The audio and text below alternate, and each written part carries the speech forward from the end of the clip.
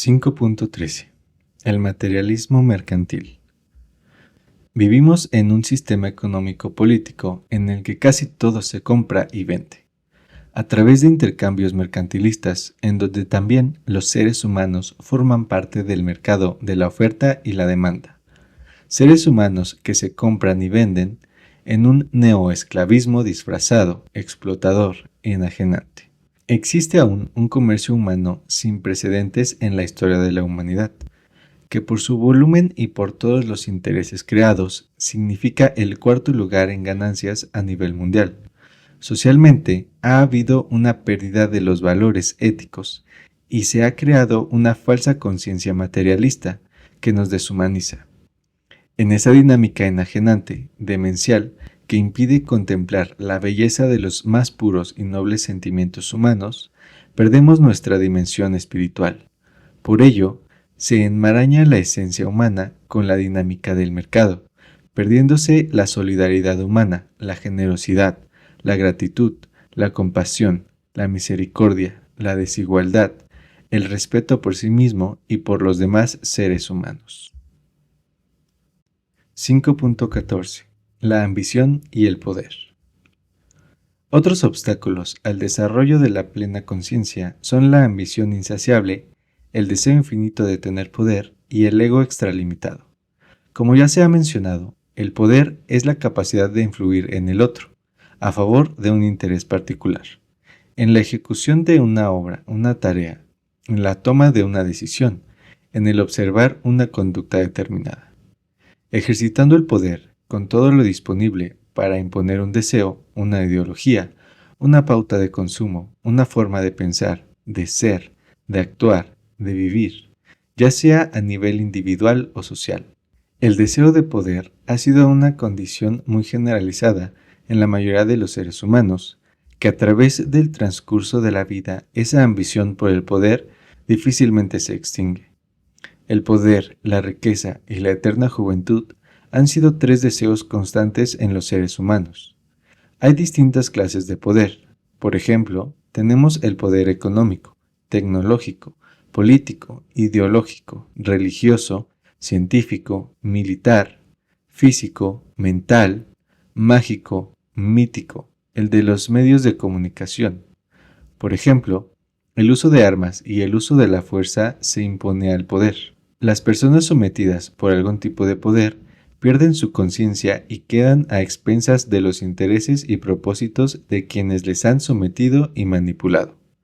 Por ello, con el desarrollo de una nueva conciencia se deberán superar esos deseos primitivos, ancestrales, por el dominar, por controlar e imponer la voluntad sobre los demás para obtener un beneficio personal y egoísta. 5.15. Caminos a la expansión de la conciencia. El psicoanálisis. Sigmund Freud investigó con profundidad las distorsiones y los subterfugios de la vida psicológica de los individuos, orientándose plenamente a explicaciones sobre la sexualidad, como una causa importante de esas distorsiones. Analizó los mecanismos de represión social a través de la cultura, encontrando que la respuesta a la represión es la generación de la violencia en la persona, fortaleciendo así la destructividad instintiva, junto con el deseo de muerte consciente e inconsciente.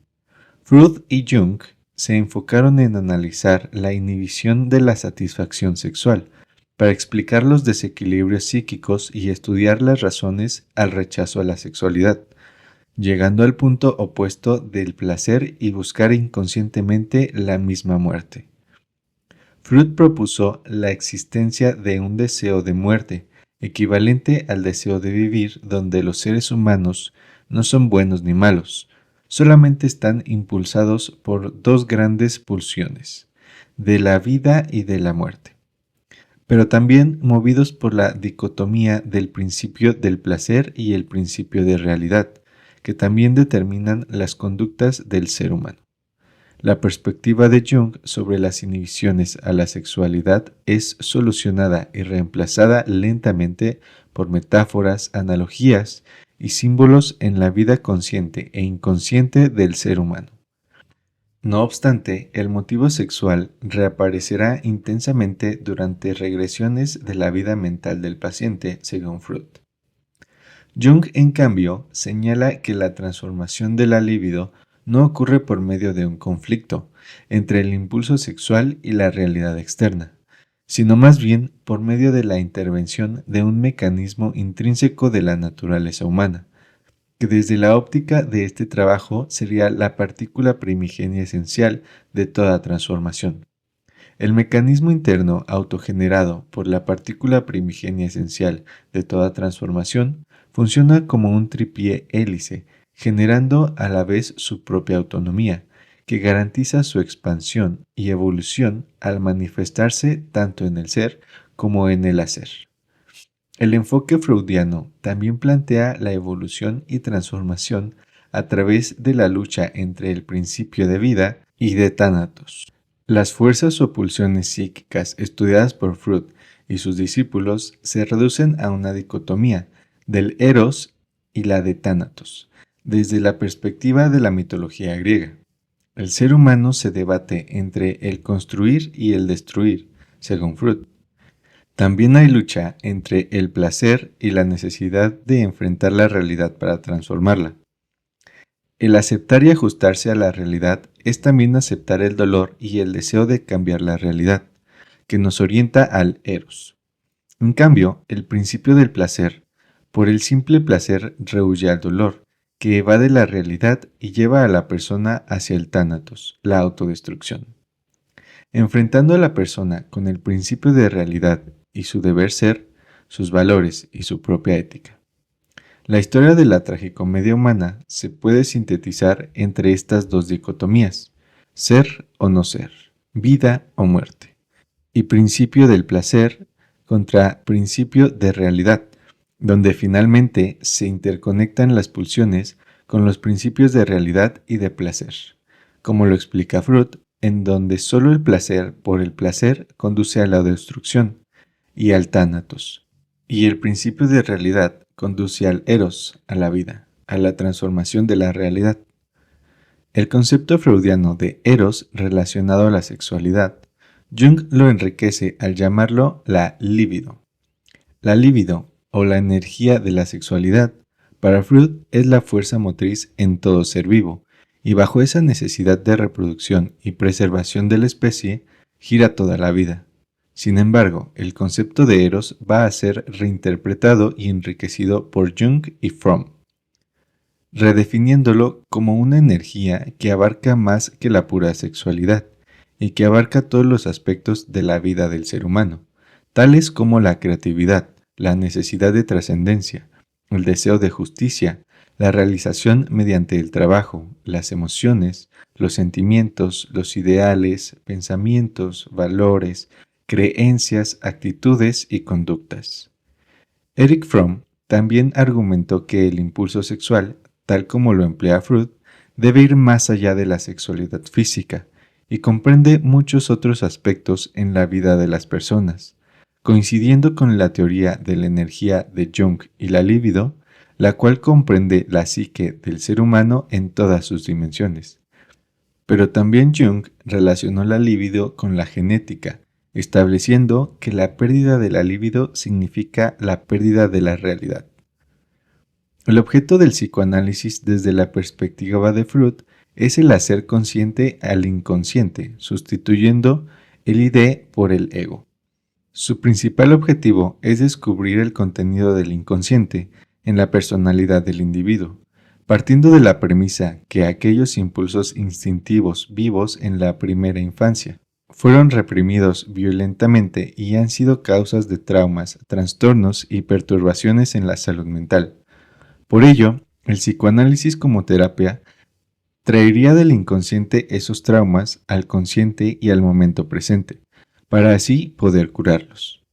Al parecer, con el solo hecho de estar conscientes de esos traumas, significaría el camino de la sanación mental, pues al cobrar conciencia del trauma se permite la sanación.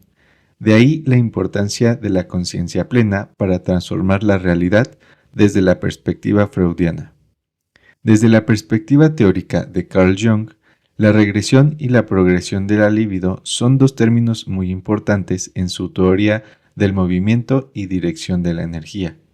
En progresión, la libido es utilizada para la adaptación, la supervivencia, para relacionarse adecuadamente al medio ambiente natural. La persona utiliza la libido para funcionar adecuadamente en su contexto social y la puede gastar libremente en una gran diversidad de actividades a su elección. Es por ello que la persona experimenta un influjo positivo de energía psíquica. La conexión con el yo soy. Para Freud, el yo es solamente un contenido específico de la conciencia, es decir, que hay otros contenidos que también integran la conciencia. Con ello, Freud establece contundentemente que la conciencia contiene más que el solo yo. Eso significa que hay algo dentro de mí más allá de mi yo. Percibiendo a simple vista la existencia de otras fuerzas que nos atraen o repelen y que forman parte de un meta-yo. Con el fortalecimiento de la inteligencia espiritual, podemos identificar al meta-yo, que trasciende lo personal y lo social, para así vincularse con la energía universal, que a través de experimentar el proceso se va dando el despertar de la conciencia, que nos permita una mayor conexión con la inteligencia universal a través del inconsciente individual y del inconsciente colectivo. El metayo se va interconectando e interrelacionando con la partícula primigenia esencial de toda transformación, generando un nivel superior de conciencia al permitir a la persona hacer contacto con su esencia, con otras dimensiones y con la eternidad que se manifiesta siempre en el aquí y en el ahora. Jung acepta como premisa fundamental que el cuerpo y la mente son una unidad y que como otros muchos sistemas se interrelacionan fuertemente. La comprensión de la unidad cuerpo y mente nos permite fortalecer la inteligencia emocional y la inteligencia espiritual, donde cada persona dispone de diferentes niveles energéticos. Algunas disponen de una enorme cantidad de energía bruta, mientras otras personas apenas pueden moverse.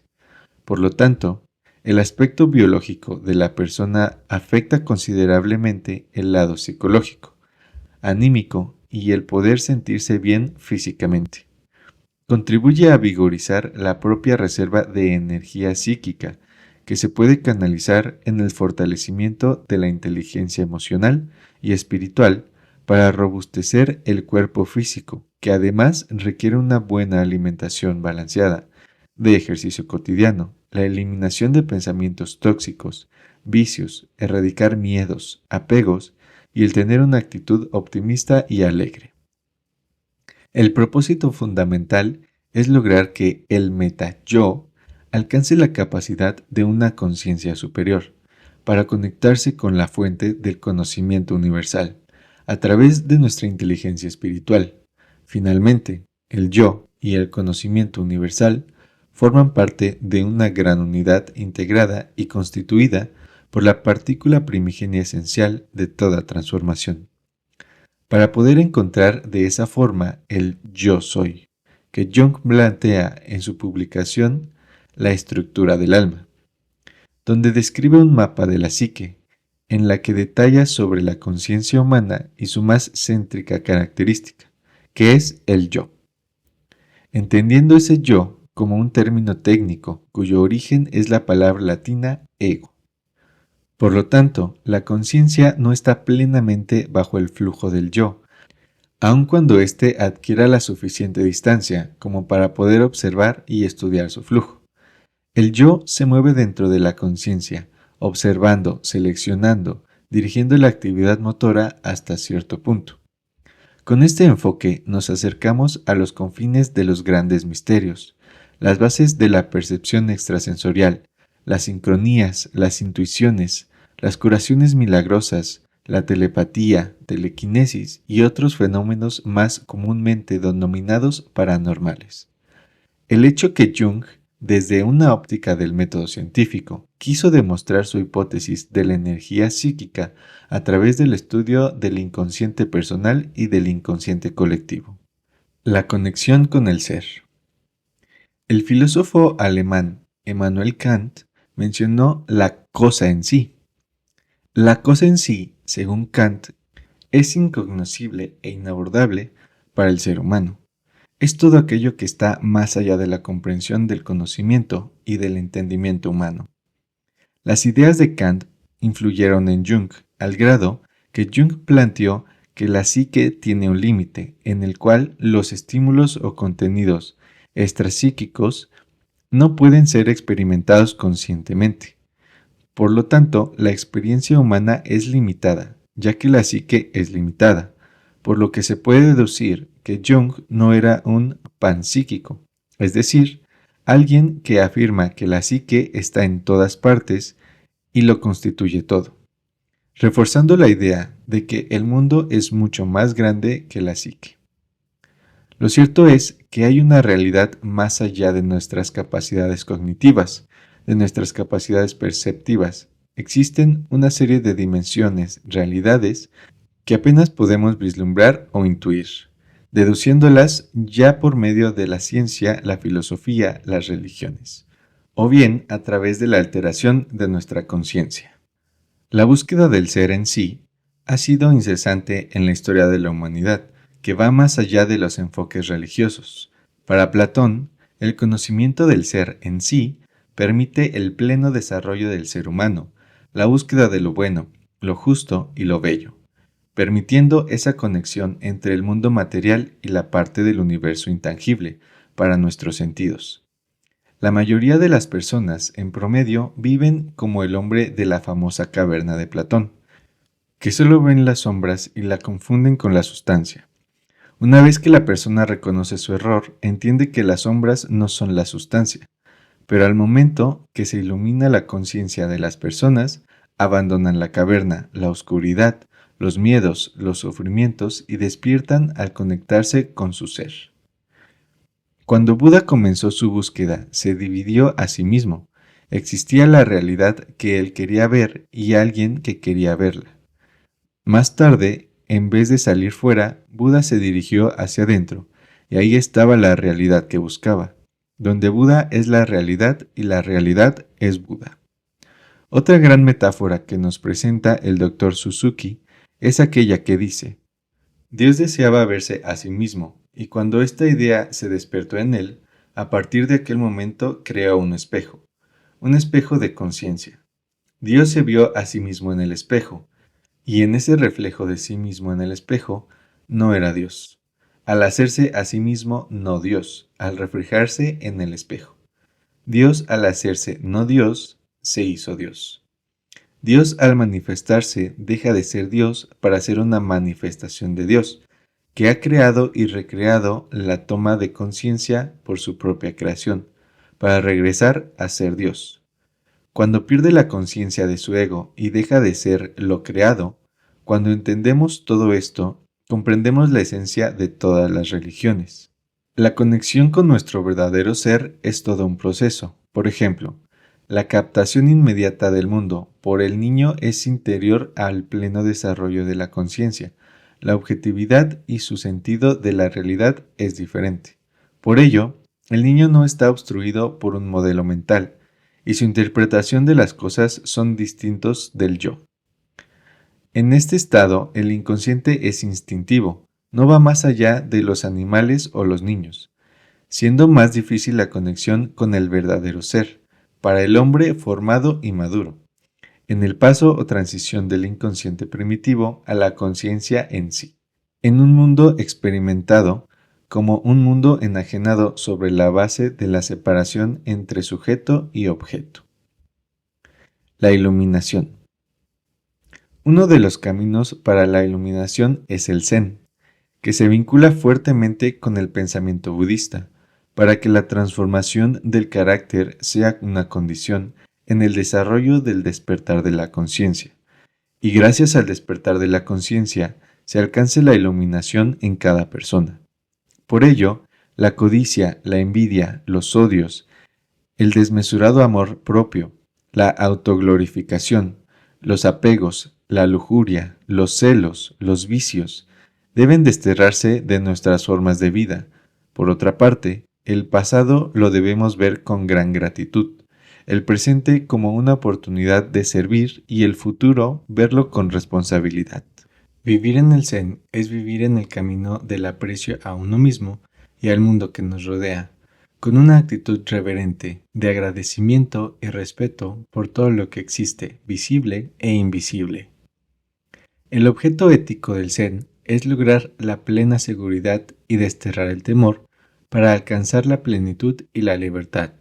El Zen consiste en la formación del carácter, que va más allá del simple entendimiento, ya que emana de la voluntad de la vida misma, como un primer principio, que entre otras cosas significa no malgastar recursos naturales, el hacer uso pleno y responsable de los recursos económicos, en forma comprometida con lo ético y moral, de todo aquel recurso que nos brinda la vida, solidarizarnos y actuando con principios de sustentabilidad. Desde la perspectiva del Zen, el ser humano debe alcanzar el Satori, que viene siendo la iluminación, que significa el acercamiento a la percepción creadora, que elimina depresiones, apegos, esclavitud, destructividad, codicias, ambiciones, enajenaciones y elimina la separación de la propia esencia. El Satori viene siendo un estado de paz, armonía, tranquilidad, creatividad, seguridad y felicidad. La iluminación es la percepción inmediata, no reflejo de la realidad, sin contaminación afectiva e intelectual, que permite la captación de la esencia de uno mismo y la relación con el universo. Esta nueva experiencia es una repetición de la percepción preintelectual inmediata que se observa en la infancia, pero que ya con la madurez del ser humano, su objetividad e individualización alcanza una experiencia superior y trascendental, que supera las divisiones y la separación. Las religiones occidentales y orientales.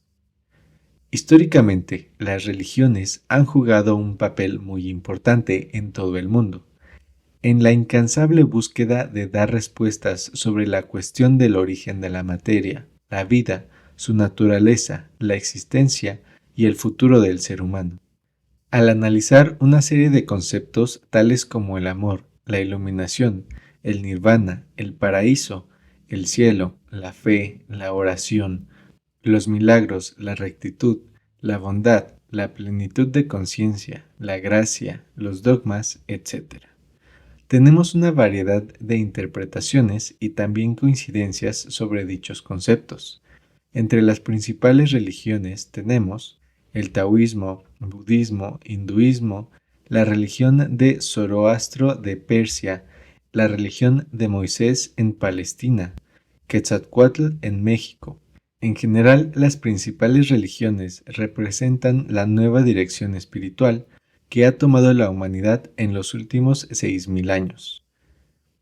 Las milenarias religiones orientales guardan grandes secretos que la cultura occidental ha venido desvelando y divulgando su profundidad gracias al mayor interés popular desde los siglos XIX y XX. Hoy, dicha filosofía o religión ha adquirido gran difusión en pleno siglo XXI, haciéndose cada día más popular sus principios, conceptos, preceptos, leyes y prácticas. Para otros, el budismo, taoísmo, el zen, lo consideran como una filosofía de vida más que una religión. En todas estas filosofías religiosas se manejan conceptos que algunos autores han querido relacionar con el pensamiento de la mecánica y de la física cuántica. Entre ellos tenemos, por ejemplo, Amit Goswami, Deepak Chopra, Dana Zohar, Gary Zukav, entre otros. También tenemos aquellos autores que utilizan la filosofía y las creencias orientales para trabajar en Occidente con el desarrollo y expansión de la conciencia, tropicalizando conceptos, axiomas, leyes, prácticas, etc. En este caso, tenemos autores como Eckhart Tolle, Caroline Myss, Pema Chodron, Krishnamurti, Suzuki, Eric Fromm, Osho, Thorwald Devsen, Rutger Dack, etc. Todos ellos tratan de explicar la importancia del despertar de la conciencia y de su expansión, apoyándose hasta cierto punto en la lógica del pensamiento de la física de la mecánica cuántica. La expansión de la conciencia también hoy día se busca en Occidente, apoyándose en las filosofías orientales, en las religiones de la India, como por ejemplo el hinduismo, budismo, sijismo, así como en otras religiones y filosofías a lo largo y lo ancho del continente asiático, tales como el sintoísmo, taoísmo, confucianismo y el zen.